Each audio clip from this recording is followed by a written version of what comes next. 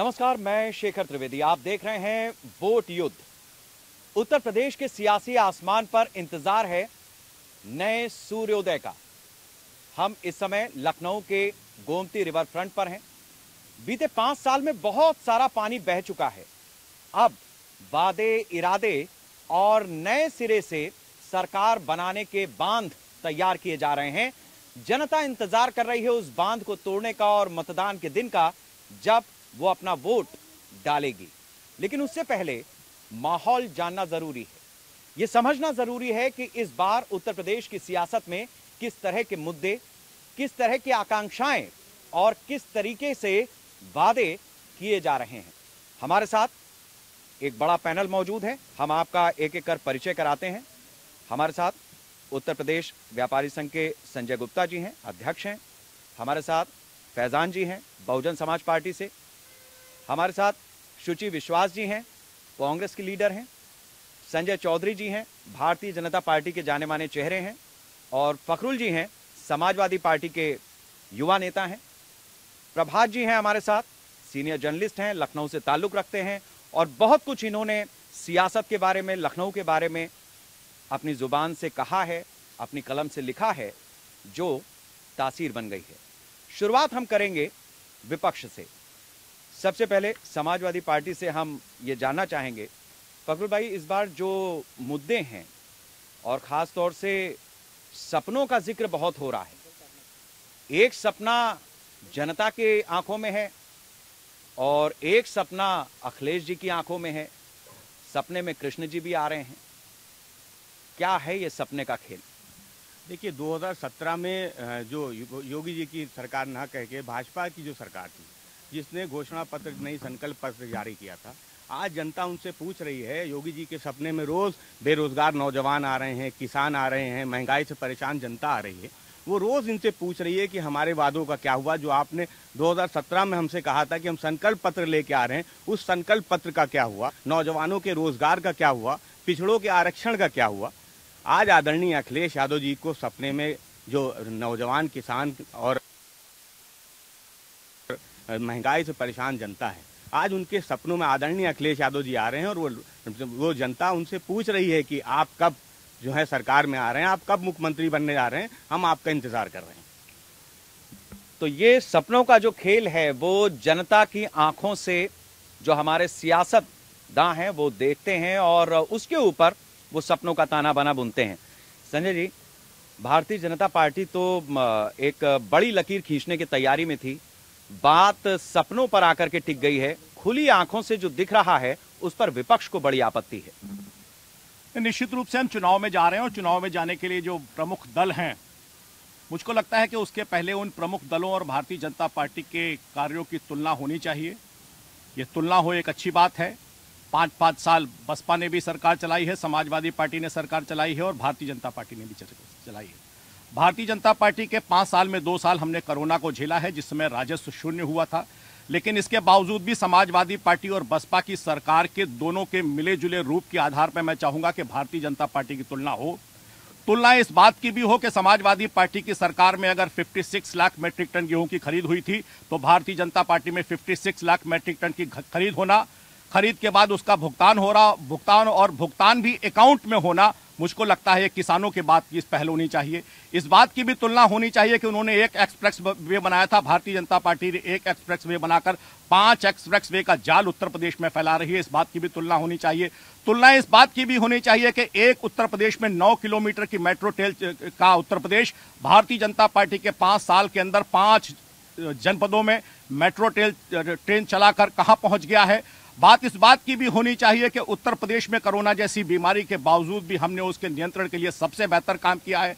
तो चाहे किसानों का क्षेत्र हो, चाहे उत्तर प्रदेश का बजट जो है उसका साइज जस्ट डबल हुआ है, हमने उसमें भी छलांग लगाई है। अर्थव्यवस्था के क्षेत्र में आज देश में नंबर 2 की पोजीशन पे उत्तर प्रदेश है। मैं चाहता हूं कि एक स्वस्थ बहस के आधार पर अगर हम चुनाव में जाएंगे तो चुनाव के पहले सारे चैनल और सारे लोग इस बात का जरूर मंथन करेंगे कि इन 5 सालों की तुलना भारतीय जनता पार्टी, समाजवादी पार्टी और बहुजन समाज पार्टी के कार्यों के आधार पर होगी, तो निश्चित रूप से हम सही परिणाम पर पहुंच पाएंगे। ठीक बात है। अब आंकड़े भी आ गए, सपनों की भी बात हो गई और अब आंखें खोलते हैं और जंग के मैदान में उतरते हैं। उत्तर प्रदेश की सियासी धुरी को अगर कोई घुमाने की कोशिश कर रहा है तो वो इस समय कांग्रेस है।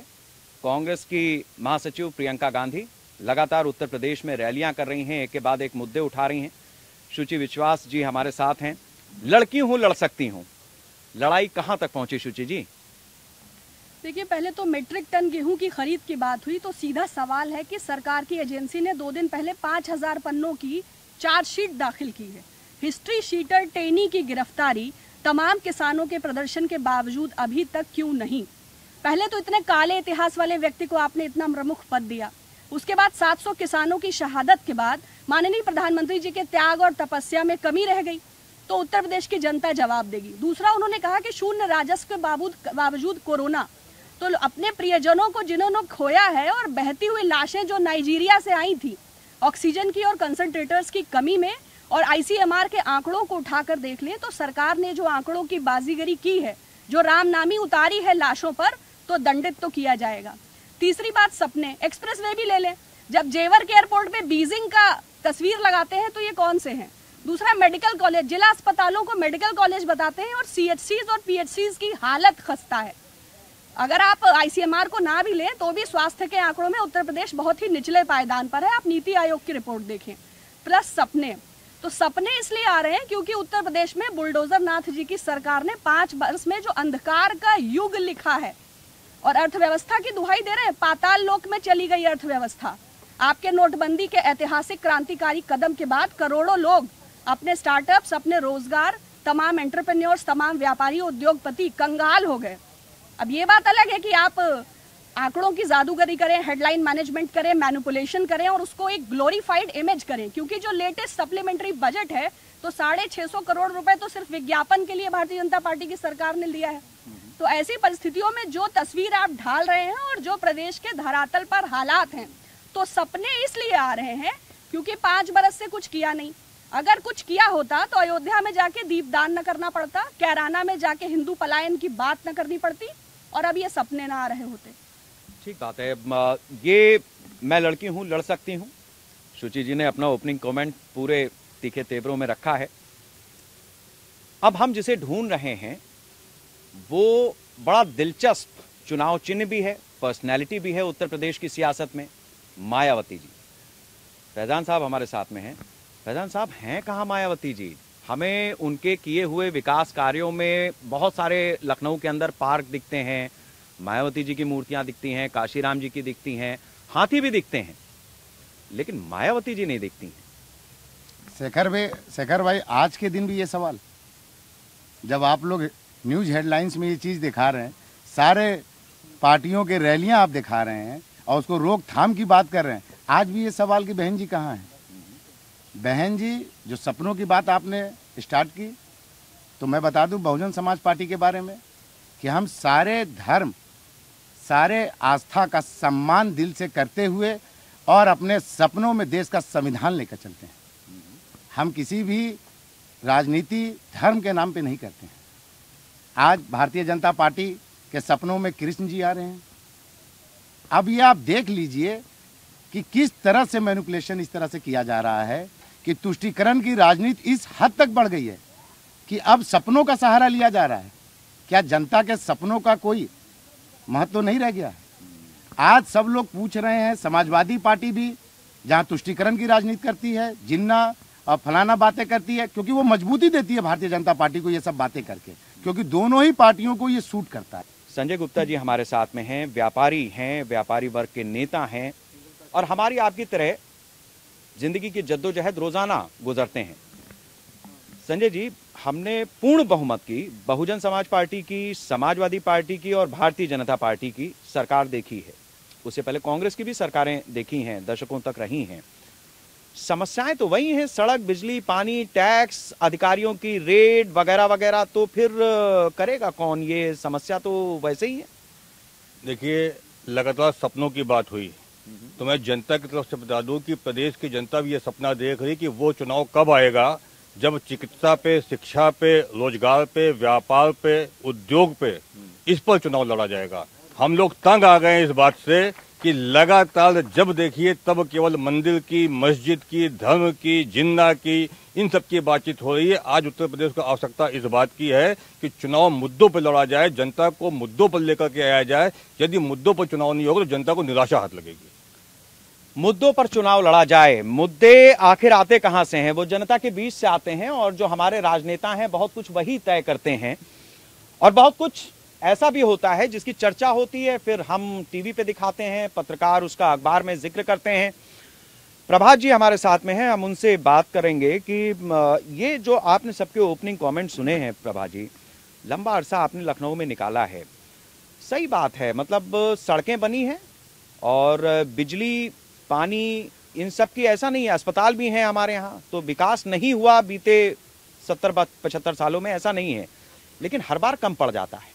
नहीं देखिए शेखर जी, इसको समझना होगा कि जिस तरीके से 90 के दशक से मैं देख रहा हूं कि जो भी क्षेत्रीय पार्टियां यहाँ आई हैं, अपराध बढ़ा है, विकास हुआ है, वो विकास एक निरंतर प्रक्रिया वो हो रही है, हर सरकार करती है। सवाल इस बात का है कि जब चुनाव आता है और जब चुनाव के मंच सजते हैं तो जो स्टार प्रचारक होते हैं पार्टियों के, वो मुद्दों को किस तरफ ले जाते हैं जनता को भ्रमित करने के लिए, सबसे बड़ा सवाल है। आज जिस रिवर फ्रंट में हम लोग बैठे हुए हैं, ये भी किसी ने बनवाया है, ये भी बना है जहां आज हम डिबेट कर रहे हैं, और लखनऊ बहुत अच्छा गोमती नगर शहर बना, वो भी किसी पार्टी की ही देन है, लेकिन इस पे भी एक भ्रष्टाचार हुआ था। और जितनी भी सरकारें आती हैं उसके शीर्ष नेतृत्व ये कहते हैं कि परिवारवाद और भ्रष्टाचार हमारे लिए प्रथम मुद्दा है, लेकिन जब वो सत्ता में बैठ जाते हैं कोई जेल नहीं जाता है, कोई नेता जेल नहीं जाता है, सारे नेता जेल से अभी बाहर घूम रहे हैं। इसी रिवर फ्रंट की फाइल दबा दी गई पूरे 4.5 साल तक, पानी बह गया, करोड़ों रुपए का पानी खरीदा गया, उसका कोई हिसाब किताब नहीं है, गोमती में पानी डालने के लिए करोड़ों रुपए लगाए गए। तो सवाल इस बात का है कि जब मंच सजते हैं चुनाव के, तो अभी ये सब पीछे हो जाएगा, ये सारे मुद्दे पीछे हो जाएंगे विकास के, कि हमने ये बनवाया, ये कहेंगे कि हमने ये किया, ये बिल्डिंग हमारी है, मेट्रो हमारा है, अखिलेश जी गिना रहे हैं सब कुछ हमारा है। योगी जी परेशान हो गए, अखिलेश जी गिनाते गिनाते योगी जी बता नहीं पा रहे कि हमारा कौन सा है, वो तो बता ही नहीं पा रहे हैं। लेकिन सवाल इस बात का है कि जब मंच सजेगा तो फिर हिंदू मुसलमान होगा। मैं आपको बता रहा हूं, ऐसे मुद्दे जाएंगे जो वोट पोलराइज कर। देखिए, एक बाबा है वो वोट पोलराइज के लिए बहुत माहिर हैं, एक देश के प्रधानमंत्री हैं, वो क्या बोल रहे हैं ये तो हमारे सामने जो लोग बैठे हैं वो बताएंगे, युवा लोग, कि क्या उनको रोजगार मिला है, क्या उनको छत मिली है, क्या उनको पानी मिला है, ये तो वो लोग बताएंगे। लेकिन हमें जो लगता है कि जब चुनाव का मंच सजेगा तो ये सारे मुद्दे पीछे हो जाएंगे, जो हमारे लाल टोपी वाले भाई हैं या जो भाजपा के लोग हैं, या सोचिए कांग्रेस तो बहुत कमजोर है। कांग्रेस अगर यही लड़ाई पूरे 5 साल तक इनकी, जिस तरीके से प्रियंका जी आई, एक जुझारू महिला है और उन्होंने लड़कियों बच्चों के लिए पूरा एक नया स्लोगन दिया, लेकिन उनका संगठन बहुत कमजोर था। राष्ट्रीय पार्टी कांग्रेस का कमजोर होना उत्तर प्रदेश में भारतीय जनता पार्टी के लिए फायदेमंद। हम संजय जी आपसे जाना चाहेंगे कि 2 बड़ी बातें अभी तक की बात में निकल करके आई हैं। एक तो यही जो भ्रष्टाचार मुक्त आपके शासन का दावा है केंद्र से लेकर राज्य तक, उसमें इसी गोमती रिवर फ्रंट पर माननीय मुख्यमंत्री जी 5 साल पहले बैठे थे, उन्होंने फाइल निकलवाई थी, अधिकारी आए थे, उसका स्टेटस हमारे दर्शकों को बता दीजिए कि भ्रष्टाचार के नाम पे इस रिवर फ्रंट का ही क्या हुआ।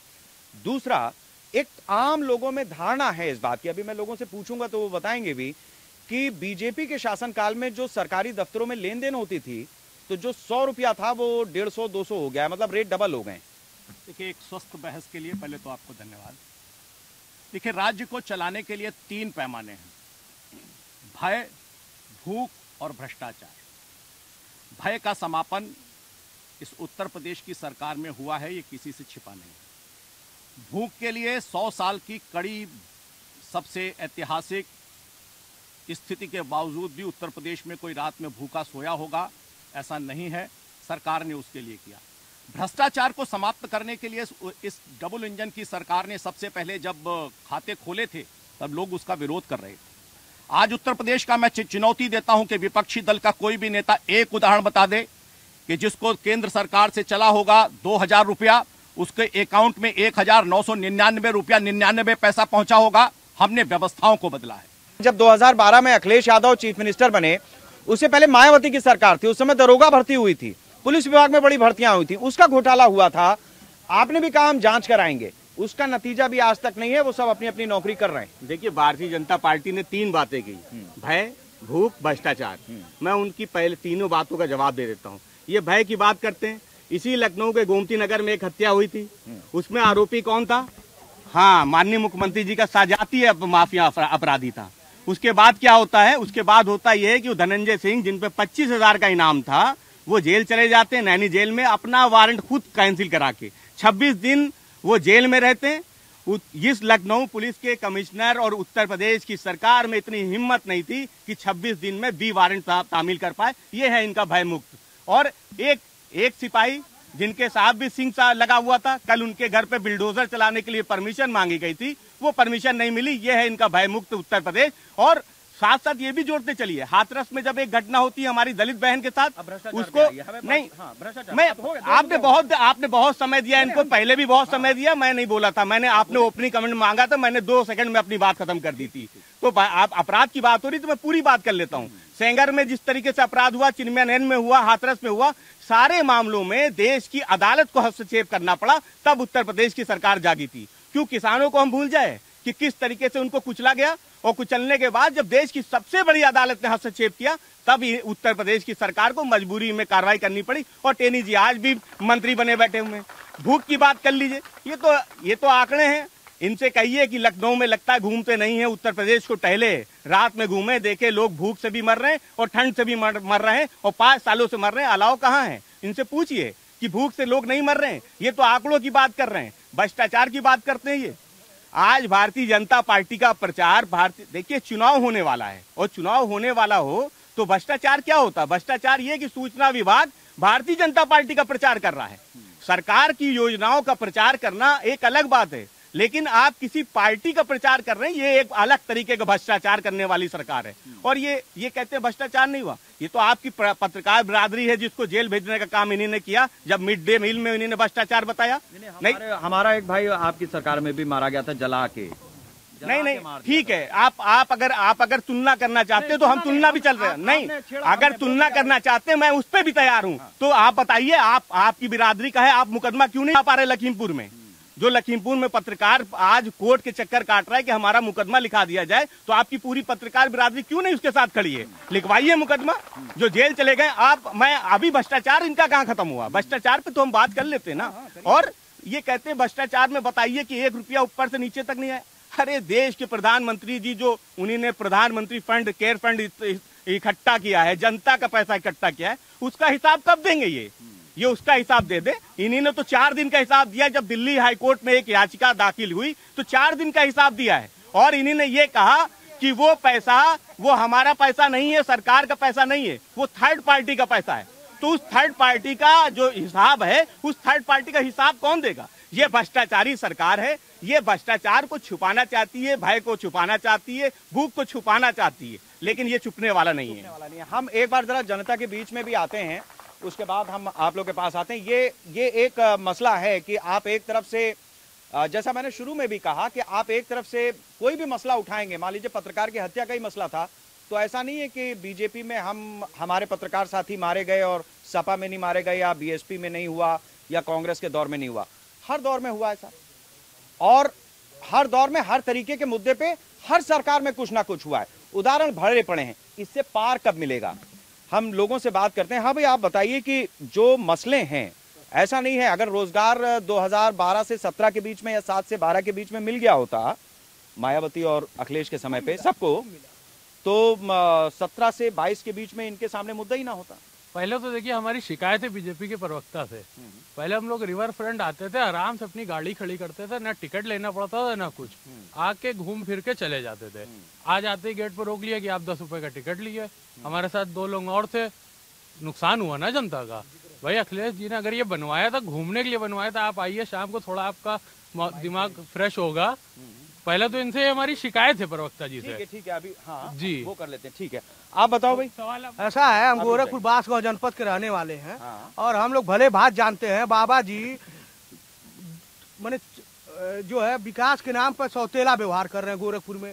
बांसगांव यदि हमारी माँ बहन हो और बहन हो और नौसर से और बनारस तक जाना हो, यदि 3-4 महीने लेट हो बच्चा होने में, प्रेग्नेंट हो तो बच्चा निकल जाएगा। वो हाल है, इतना बुरा हाल है। गोरखपुर की बात बता रहा, मैं दूर की बात नहीं कर रहा हूँ, अपने घर की, अपने गोरखपुर की बात करता हूँ। मैं बांसगांव कौड़ीराम का निवासी हूँ। बांसगांव पार्लियामेंट भी है, विधानसभा भी है, वहाँ कोई विकास नहीं है, केवल हवा में। हमारे भाइयों ने कौड़ीराम जब सर्वोदय किसान इंटर कॉलेज में अभी विगत 1.5 महीना पहले गए थे तो मेरे भाइयों ने कहा कि बाबा नौकरिया कब देबो, तो बाबा का ना इंस्पेक्टर ने फोन करके हमको और हमारे भाइयों को, घर वालों को जाकर के धमका रहा, क्यों बाबा से कह रहे हो तुम नौकरी? जब तुम नौकरी देने के लिए आए हो, तुम रोजी रोजगार में परिवर्तन करने के लिए आए हो, अखिलेश जी ने जो काम किया है उसका तो चुनिंदा भी तुम काम नहीं कर पाए हो, तुम तो केवल नाम बदलने पर लगे हुए हो। जब मायावती 2007 में आई थी, उससे पहले मुलायम सिंह यादव खुद चीफ मिनिस्टर थे, उस दौर की जो बातें थी, उन्होंने कहा था हम साथ में सरकार बनी है, हम घोटालों से पर्दाफाश करें, लेकिन कुछ हुआ नहीं।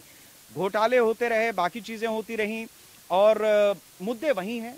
ऐसा नहीं है कि डेवलपमेंट उन्होंने नहीं कराया था। यमुना एक्सप्रेसवे उनके दौर में बना, लखनऊ में बहुत सारे पार्क बने और बहुत सारी चीजें हुई, लेकिन उसके बाद भी एक टीस है लोगों के मन में, ये क्यों बची रह गई? मायावती की सरकार रिपीट क्यों नहीं हो पाई? देखिए, सरकार रिपीट क्यों नहीं हो पाई ये जनता निर्णय करता है, लोकतंत्र है। कम रहा नहीं जनता इसीलिए वोट नहीं दे रही है ना, कि मतलब कुछ उसकी उम्मीदों पे खरे नहीं उतरे। ये आपने अभी कहा ना, जिस तरह से ये तुष्टीकरण की राजनीति की ओर लेके जाते हैं। भाई आप देखिए, बहुजन समाज पार्टी 2007 से जब बारे में थी तो कानून के द्वारा कानून का राज स्थापित की। ये उत्तर प्रदेश का बच्चा आपसे बोलेगा, किसी से भी पूछ लीजिए तो कहेगा हाँ बहन जी की सरकार में शासन बहुत बढ़िया था, कानून बहुत अच्छा था। सुची जी, हिंदू अलग, हिंदुत्व अलग, ये तो शिगुफा राहुल गांधी ने ही छेड़ा है।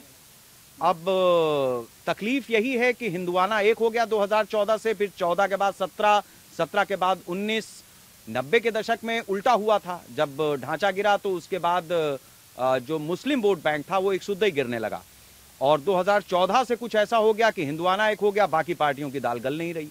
सीधा सीधा गणित तो है ये। अब हिंदू अलग, हिंदुत्व अलग। देखिए, हिंदू एक दर्शन है जिसका आधार सहिष्णुता है, और वैदिक युग के 65 बरस के कालखंड का जिक्र करें तो सनातन अपने आप में एक संस्कृति है। और भारतीय जनता पार्टी जनसंघ और राष्ट्रीय स्वयंसेवक संघ के पूरे इतिहास भूगोल को नाप लें तो 100 बरस मुझे लगता है धूल के एक कण के समान है।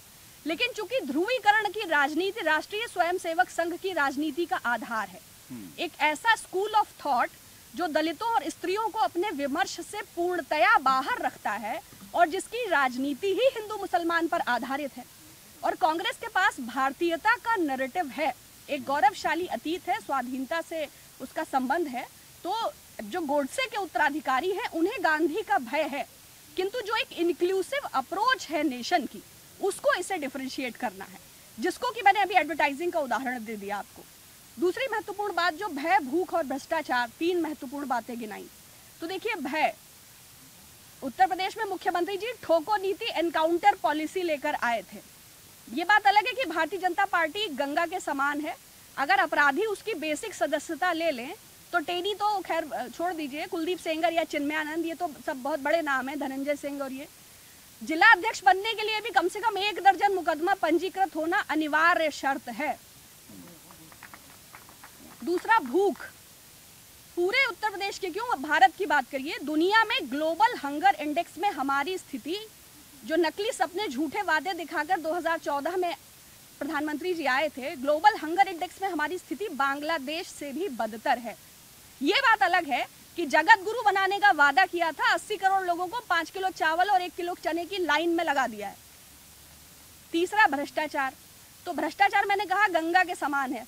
भाई, ऑक्सीमीटर 13,000 का खरीदा, जिन पत्रकारों ने बदहाली दिखाई उन पर राष्ट्रद्रोह का मुकदमा लगाया, जिसने मिड डे मील में नमक रोटी दिखाया उसको एसटीएफ वाले उठा के ले गए।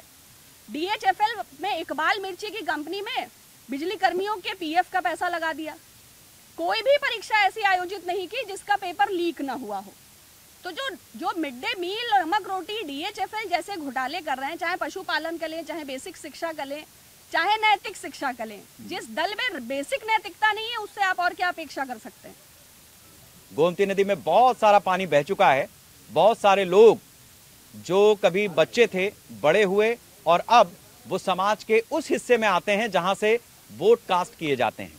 बहुत सारे नौजवान हैं यहाँ पर, उनकी अपनी अपनी तकलीफें हैं, अब हम जनता से बात करेंगे कि आखिर जनता अपने राजनीतिक दलों को लेकर के, क्योंकि हर किसी को मौका दिया है उत्तर प्रदेश की जनता ने। ऐसा नहीं है कि कांग्रेस, बीजेपी, बीएसपी या सपा, बस इतना ही, हर एक को मौका दिया और पूर्ण बहुमत का मौका दिया है। हम लोगों से यह बातचीत करते हैं, भाई सबको मौका दिया, समस्याएं बरकरार हैं, अभी क्या मुद्दा है? 2022 में आपका क्या मसला है? मैं एक व्यापारी हूँ और व्यापारी के नाते भाजपा सरकार से एक ही चीज पूछना चाहता हूँ, क्या ये गांव से जो ठेले रेडी लगाने वाले आते हैं इनको आप अलग जगह में देके जो मार्केट, प्रतिष्ठित मार्केट है, उन्हीं मार्केट में हमारी खोपड़ी पर उनको बैठा देते हैं, उन्हीं में से एक वसूली करने लगता है और स्थानीय पुलिस शासन से मिलके वो एक संगठन बन जाता है जिसके हम लोग भुक्तभोगी हैं। मेयर से लेके डीएम से लेके सबको एप्लीकेशन दे चुके हैं, आज तक अतिक्रमण नहीं हटा, जबकि हमने ये भी मांग रखी कि वो उनको पूरी तरीके से नहीं हटाइए, आप रोड के अंदर कर दीजिए। उनके कहने पे व्यापारियों के खिलाफ मुकदमे लिखे जा रहे हैं जिन्होंने भाजपा सरकार चुनी।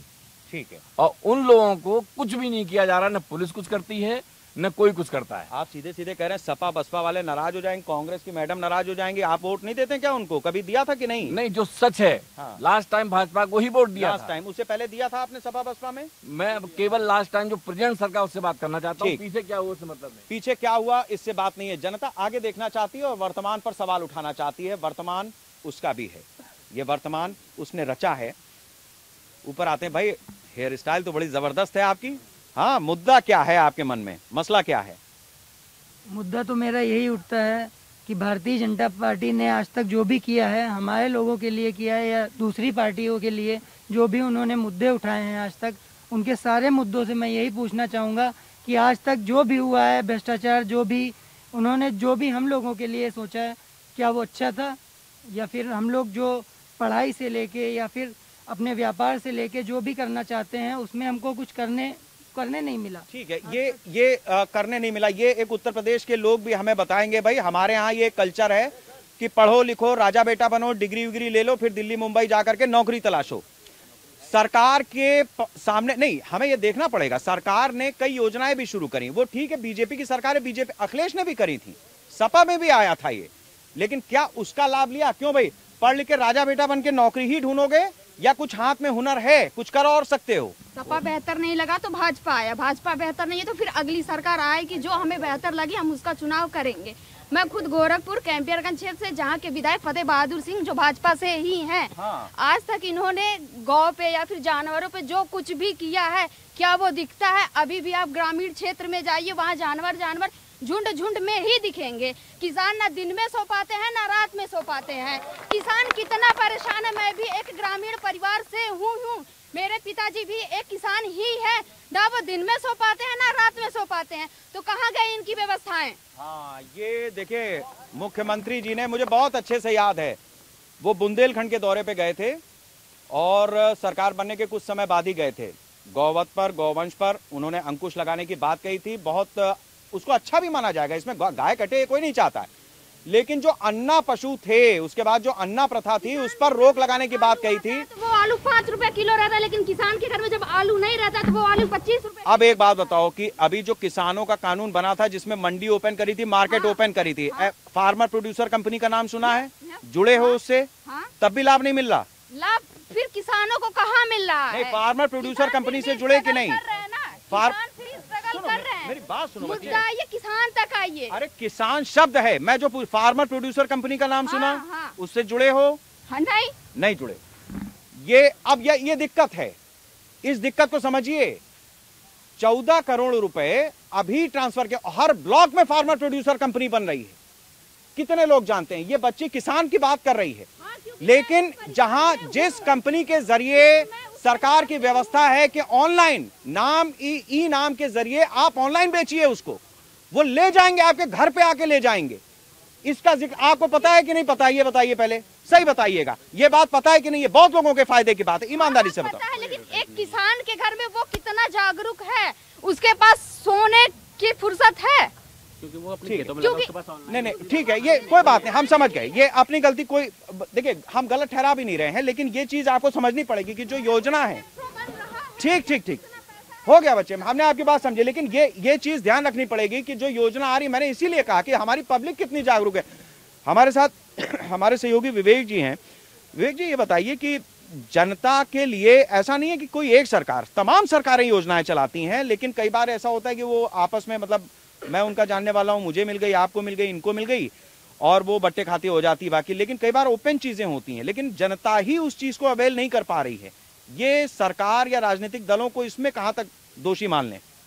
देखिए, हमारे प्रदेश में ब्यूरोक्रेटिक जो इंफ्रास्ट्रक्चर है वो कुछ इस तरह का है कि आप लाख चाहे जितनी कोशिशें कर लें, पैसा कहां से कैसे निकाल के भ्रष्टाचार और काले धन में उसको चेंज करना है, उसका रास्ता निकल आता है। यहाँ पे अभी सपनों की बात हो रही थी कि मेरे सपने में कृष्ण आते हैं तो किसी के सपने में परशुराम और राम आते हैं। मेरे सपने में उत्तर प्रदेश आता है और वो ये कहता है कि साहब, हंगर इंडेक्स में अब भी उत्तर प्रदेश बिहार और झारखंड के बाद तीसरे नंबर पर है।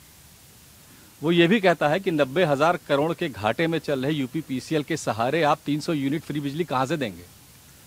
काशी में विकास हो रहा है, राम का मंदिर बन रहा है, अच्छी बात है, विकास और विरासत की बात हो रही है। उसी विरासत का एक हिस्सा था हमारी गंगा जमनी तहजीब, क्या वो बरकरार है? ये सवाल भी पूछता है। तो बहुत से ऐसे सवाल हैं जो उत्तर प्रदेश के सवाल हैं। हमारा चुनाव उन सवालों पर लड़ा जाएगा या सपने के आधार पर लड़ा जाएगा, ये तय करना है हमारी जनता को। नेताओं को छोड़ दीजिए, वो अपनी बात कहते रहेंगे, वो अपने मुद्दे उठाते रहेंगे, वो डाइवर्ट करते रहेंगे। ये हमें तय करना है कि हम उन मुद्दों को किस तरह से लेते हैं या उसको खारिज करते हैं। तो ये जनता के ऊपर है। पॉलिटिक्स अपना काम कर रही है अपनी तरह से, लेकिन हमें ये सोचना है कि हमें किसे चुनना है, कैसा चुनना है और किस हद तक चुनना है। एक शख्सियत हैं, उनका नाम है AK शर्मा। अभी मैंने उनका इंटरव्यू लिया और वो लंबे समय तक उन्होंने वो ब्यूरोक्रेट रहे, IAS रहे और उसके बाद अब राजनीति में आ गए हैं बीजेपी में ही वो। लेकिन उनसे जब सवाल जवाब हुआ तो एक बड़ी मार्के की बात उन्होंने कही। मैंने उनसे पूछा कि वो गुजरात कैडर में थे, गुजरात के प्रशासनिक अधिकारियों में और उत्तर प्रदेश के प्रशासनिक अधिकारियों में क्या फर्क लगता है? उन्होंने कहा दिशा दिखाने वाला नहीं है। जब उन्होंने ये बात कही तो इसका मतलब ये आज के दौर की बात नहीं है, ये चलता है। ये 35-40 साल कोई भी प्रशासनिक अधिकारी बनता है, बाबू बनता है, क्लर्क बनता है, सरकारी दफ्तर में जाता है तो वो नौकरी करता है 30-35 साल। ये सिस्टम है। अभिनव जी, ये सिस्टम नहीं सुधर रहा। अखिलेश भी आए, मायावती भी आई, मुलायम भी आए, कल्याण सिंह का भी दौर देखा, बाबा जी का भी दौर देख रहा है। सिस्टम नचा देता है उत्तर प्रदेश का। देखिए, विवेक जी ने जो बात एक कही ना, सिस्टम के पीछे सबसे बड़ी जो ब्यूरोक्रेटिक जो उनका जो कॉन्स्पिरेसी है, जो वो बहुत बड़ी माने रखता है उसको। आपने देखा कि सबसे बढ़िया अगर लॉ एंड ऑर्डर का किसी ने चलाया तो सबसे पहले कल्याण सिंह ने चलाया। कल्याण सिंह के समय में देखा जाता था कि सबसे ज़्यादा लॉ एंड ऑर्डर की सिचुएशन हुई, उसमें दूसरे नंबर पे सबसे बड़ी जो है वो मायावती आती थी। कोई फेल नहीं कर सकता मायावती के लॉ एंड ऑर्डर को। लेकिन ऐसा क्या हुआ कि मायावती को भी जनता ने नकार दिया और उसके बाद रीज़न रहा कि आपने देखा कि मायावती का जो लास्ट का जो पीरियड था, जो लास्ट में जो 2011 से 12 तक का देखा या 11 और 12 का जो देखा, उसमें भ्रष्टाचार उस चरण पर था कि जिसका और उसका कारण आपने देखा कि कितने ब्यूरोक्रेट भी उनके यहाँ जेल भी गए। इसके अलावा ब्यूरोक्रेसी भी ने पूरी तरह से उसको होल्ड कर रखा था, ब्यूरोक्रेटिक पूरा वो मामला। उसके बाद आप समाजवादी पार्टी में आइए। आप समाजवादी पार्टी में भी देखिए, जैसा कि यहाँ पर बताया गया, हम लोग इस समय रिवर फ्रंट पे बैठे हुए हैं, लेकिन इस रिवर फ्रंट पे जो जिसका प्रोजेक्ट था 8,000 करोड़ रुपए का, बढ़ के 16,000 करोड़ रुपए तक पहुंच गया। CBI से लेके ED तक वो कई भ्रष्टाचार इस चरम पर था कि जिसका ऐसा। उसके बाद अब आप आइए भारतीय जनता पार्टी पे। निश्चित तौर पे ये बात सही है कि जो आपने भी क्वेश्चन पूछा था कि भ्रष्टाचार भारतीय जनता पार्टी में कहा है, लॉ एंड ऑर्डर, इसमें कोई दोहराय नहीं है कि लॉ एंड ऑर्डर का सिचुएशन जो है एक होल्ड किया गया है। लेकिन जो मामला आ जाता है जब भ्रष्टाचार पे, तो भ्रष्टाचार यहाँ पर भी है और यहाँ पर भ्रष्टाचार जो 2% का था वो 4% का भी भ्रष्टाचार यहाँ पर दिखाई पड़ रहा है। तो आप जब कमरे के अंदर सीमित हो जाएंगे, आप जब सिर्फ और सिर्फ एक जगह होल्ड बना लेंगे और जनता के बीच में नहीं जाएंगे, तो इसी तरह का है। और ये ब्यूरोक्रेटिक जो है, ब्यूरोक्रेटिक जो पूरा गोल है, जो CM को या मिनिस्टर्स को जो घेर कर बैठे रहते हैं, वो इसी तरह का करते हैं और अंततः पिस्ती कौन है? जनता, क्योंकि ये पैसा जनता का है। जनता के कुछ जवाब यहां से भी आए, मैंने इसीलिए सवाल लिया था। मैं एक बार फिर इधर चलते, मैं आऊंगा, आपकी बार उधर आऊंगा। ये बताइए संजय जी कि आपने लगातार लोगों की बात भी सुनी, आप जो योजनाएं बना रहे हैं, बहुत सारे काम कर रहे हैं, और तो और छोड़िए, मैं जनता के सामने ये बात रख रहा हूं। देखिए, भारतीय जनता पार्टी मुसलमानों के लिए कुछ नहीं करती, ये बात लगातार कही जाती है। मैं आपको 2 उदाहरण देता हूं, ठीक है, वो 2 उदाहरण देता हूं। जब जनता पार्टी की सरकार बनी थी तो जेद्दा जाने का जो रास्ता था वो अटल बिहारी वाजपेयी विदेश मंत्री थे, उन्होंने खोला। जब वो प्रधानमंत्री बने, अल्पसंख्यक आयोग का जो मंत्रालय का बजट था वो 125 करोड़ रुपए तक पहुंच गया। उससे पहले 10-20 करोड़ से ऊपर नहीं होता था। फिर भी आप दिल नहीं जीत पाए। 5 साल सरकार चलाई, इतनी योजनाएं लाए, फिर भी सवाल बचे रह गए। संजय जी, ऐसे कैसे चलेगा? देखिए, एक छोटी सी कहानी आपको सुनाता हूं। एक आदमी था, वो बहुत घने जंगल में जा रहा था और घने जंगल में जाने के बाद उसके पास रोशनी भी नहीं आ रही। जब वो जंगल से बाहर निकला तो उसके पैर छलनी थे, भूख से पेट उसका भयावह था, उसको रास्ता नहीं दिख रहा था। रोशनी में आया, थोड़ी देर चला, पैर का दर्द ठीक हो गया और जब चलने लगा तो वो भूल गया कि पीछे कितना बड़ा जंगल छोड़ आया था। व्यापारियों ने बात की ना कि हमारी व्यवस्था नहीं ठीक थी। इसी उत्तर प्रदेश में नारा लगता था कि बंद हमारी और खुली तुम्हारी दुकान। ये नारा कौन लगाता था? कौन नारा लगाता था?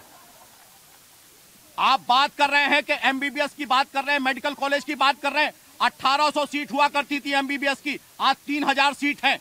आखिर 3000 सीट और 1800 सीट में अंतर आया, वो अंतर कहां से आया?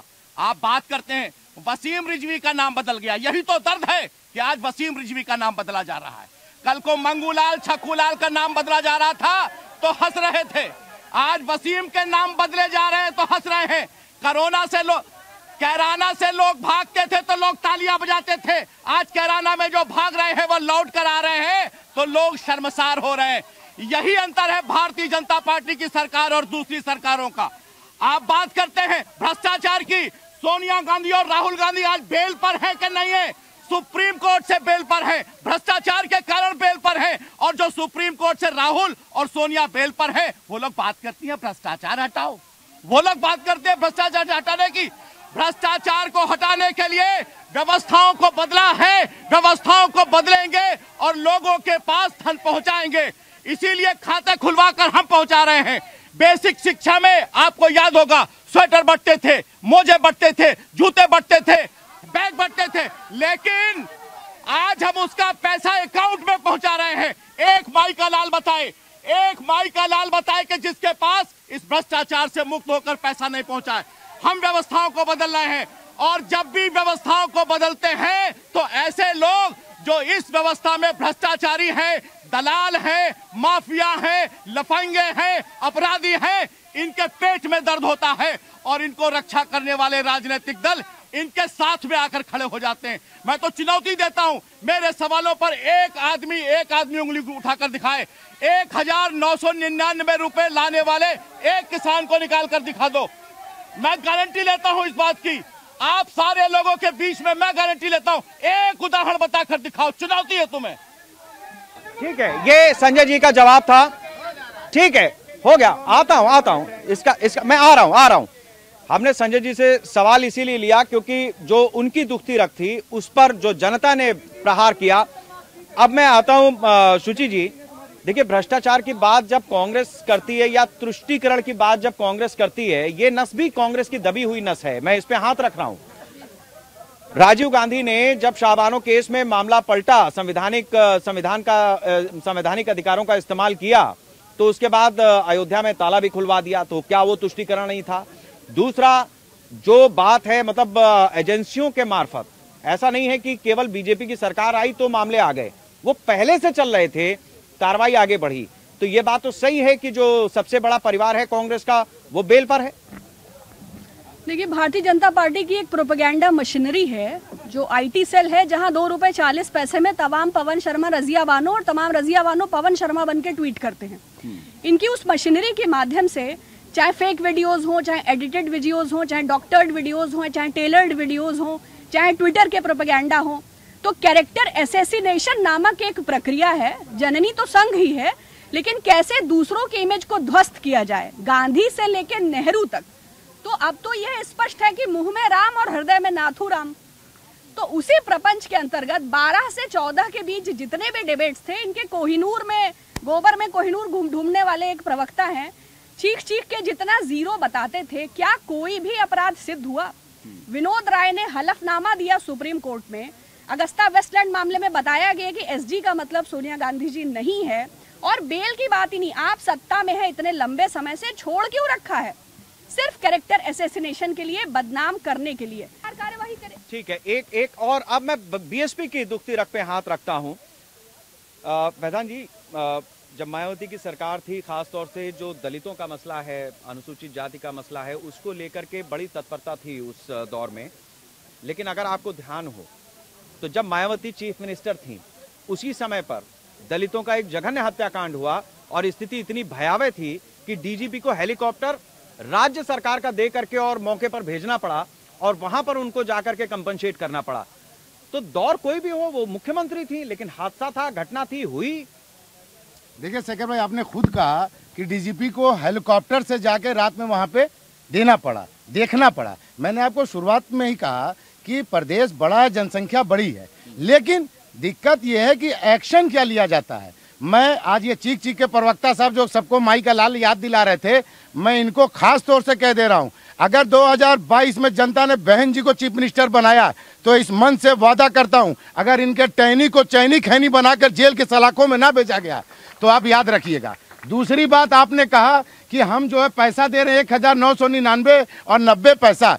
मैं इस मंच पे चैलेंज करता हूं, ये जनता को घूस देने के बराबर है। जैसे चुनाव से पहले विधायक या सांसद जनता को घूस देने का काम करते हैं, शराब देने का काम करते हैं, वो ये काम कर रहे हैं। अब मैं जाऊंगा नहीं, उस विषय पे नहीं जाऊंगा, आगे बढ़ते हैं। हम लोग आगे बढ़ेंगे, हम तो पत्रकार हैं। आऊंगा मैं, इतने बेचैन क्यों हैं? मैं आपसे जानना चाहूंगा संजय जी, बहुत सारे मसले आपने भी देखे सुने। एक आपने ये भी कहा हुआ है कि जो आपका मांग पत्र है उसको जो फुलफिल करेगा, आप व्यापारी वर्ग उसी को समर्थन करने जा रहा है।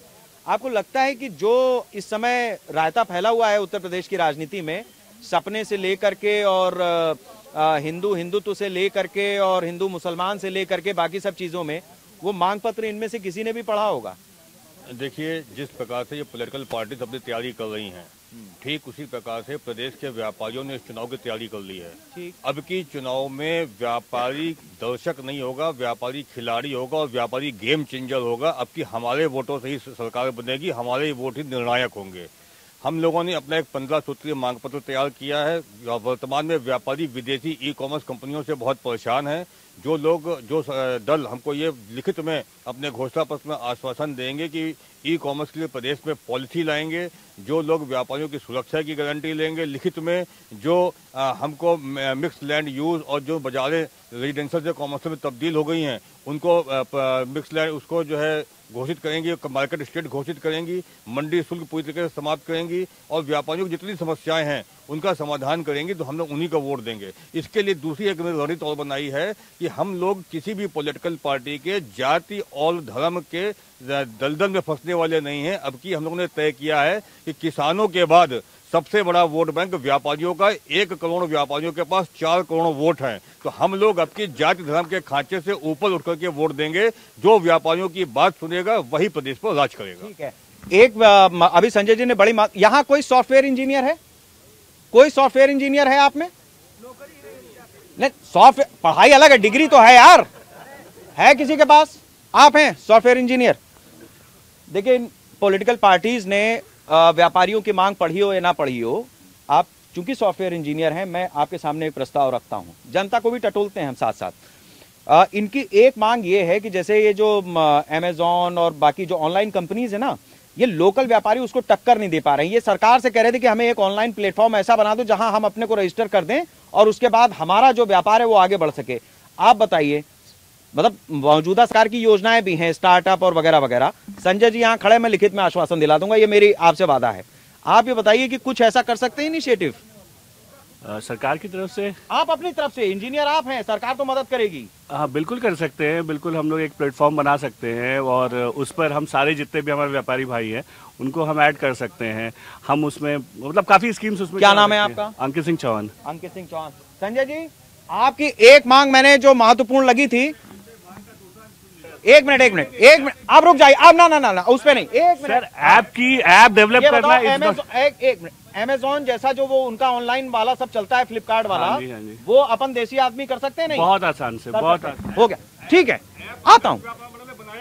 हाँ, उस ऐप का प्रचार करने के लिए, उसका मैकेनिज्म बनाने के लिए 200 से 300 करोड़ रुपए सर, 200 से 300।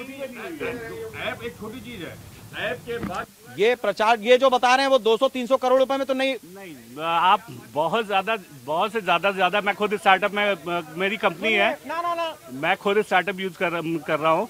आप मैक्सिमम 10 करोड़ आप खर्च करिए। अगर बहुत ज्यादा आप पैन इंडिया करना चाहते हैं 10 करोड़ में भी आप कर सकते हैं। ठीक है। दूसरा जो शेर था वो, नहीं संजय जी मैं आऊंगा आपके पास, आऊंगा मैं, फिर आऊंगा। दूसरा जो शेर था वो सियासी हो गया, तो ये मसला जो है ना, मूड जहां था फिर वापस वहीं पहुंच गया। अब बहुत देर से हमारे फखरुल भाई इंतजार कर रहे हैं। फखरुल भाई ये बताइए कि जो स्थिति है इस समय, आपने तमाम लोगों की बात सुनी है, स्थिति इस तरीके की है कि उम्मीद तो है आपसे, 22 में बाइसिकल की बात तो लोग कर रहे हैं, हो सकता है आपके समर्थक भी हों कुछ, अगर आपके चाहने वाले यहाँ आ गए हों, लेकिन मसला वही है कि आप आएंगे तो उसके बाद अराजकता, जो गुंडा राज, मतलब 12 में जब शपथ ली थी अखिलेश जी ने, वो शपथ लेके उतरे, सरकारी गाड़ी में बैठे, पीछे मंची गिर गया, तो ये बड़ा डर भी है लोगों में। ये ठीक है अभी उत्साह में है, इनसे ना उम्मीद है, आपसे उम्मीद में है, तो लेकिन उसका क्या?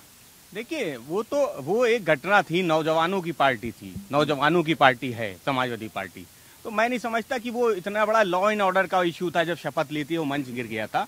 हमने तो नौजवानों के लिए काम किया है। हम तो भाजपा से पूछना चाहते हैं कि समाजवादी पार्टी ने जिन अनुदेशकों को 44,000 नौकरी देने का काम किया था, रोजगार देने का काम किया था, उनसे भारतीय जनता पार्टी की आखिर दुश्मनी क्या है?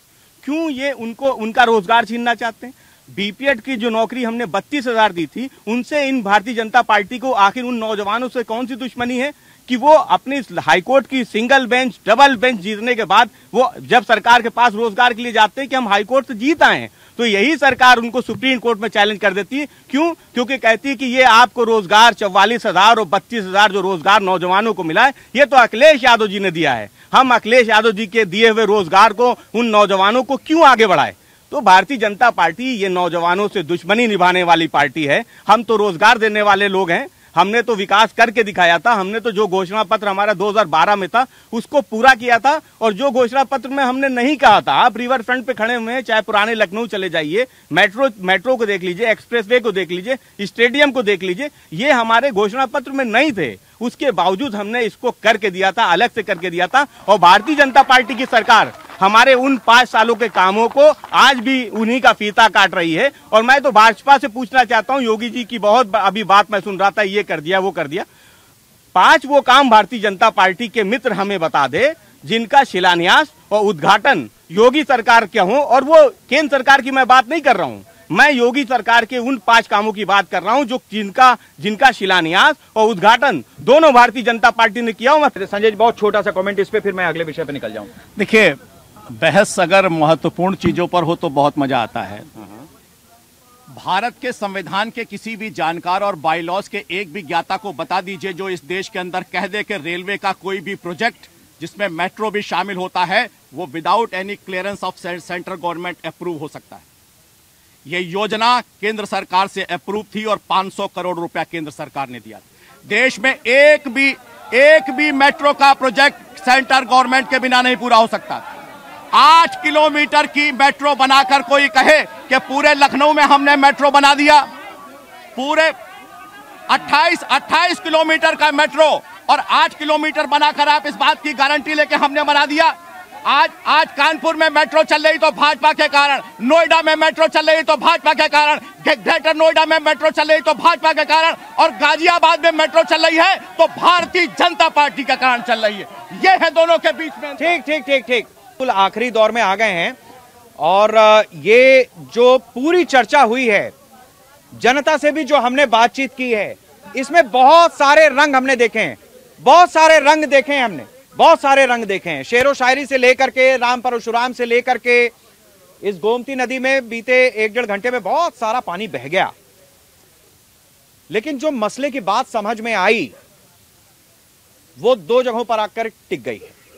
एक बात तो ये कि जो भी राजनीतिक दल हैं वो जिस भी मुद्दे पर एक दूसरे पर आरोप प्रत्यारोप की राजनीति कर रहे हैं, उस हमाम में, उस मुद्दे के हमाम में आप ढूंढेंगे तो नंगे सब मिल जाएंगे। कोई ज्यादा होगा, कोई कम होगा। एक बात तो यह तय हुई इस चर्चा में। दूसरा, जो तकलीफ है इस समय, उसको हम यूं छोड़ नहीं सकते। कैराना में पलायन हुआ था, ये एक हिस्सा है, कैराना में वापसी हुई, ये दूसरा पहलू है। 90 में कोई ढांचा गिरा था, 2014 के बाद 17, 18, 19 और उसके बाद 21 काशी और अयोध्या दोनों जगह मंदिर तैयार हो रहे हैं, ये भी एक सच है, ये भी पहलू है।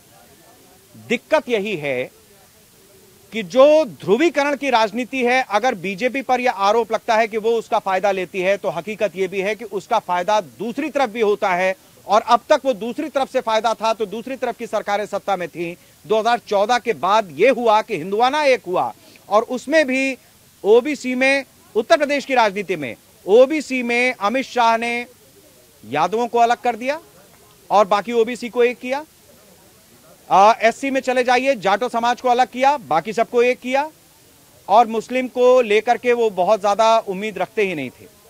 ये मुस्लिमों की भी जिम्मेदारी है कि उनके ऊपर उम्मीद क्यों नहीं बनती, उनको भी ये बात दिखानी पड़ेगी, बतानी पड़ेगी कि नहीं, अगर हैं तो हैं। उसमें कोई वसीम अगर वापस अपना नाम बदल लेता है तो उस पर भी यहां सवाल उठे, तो ये तकलीफ है।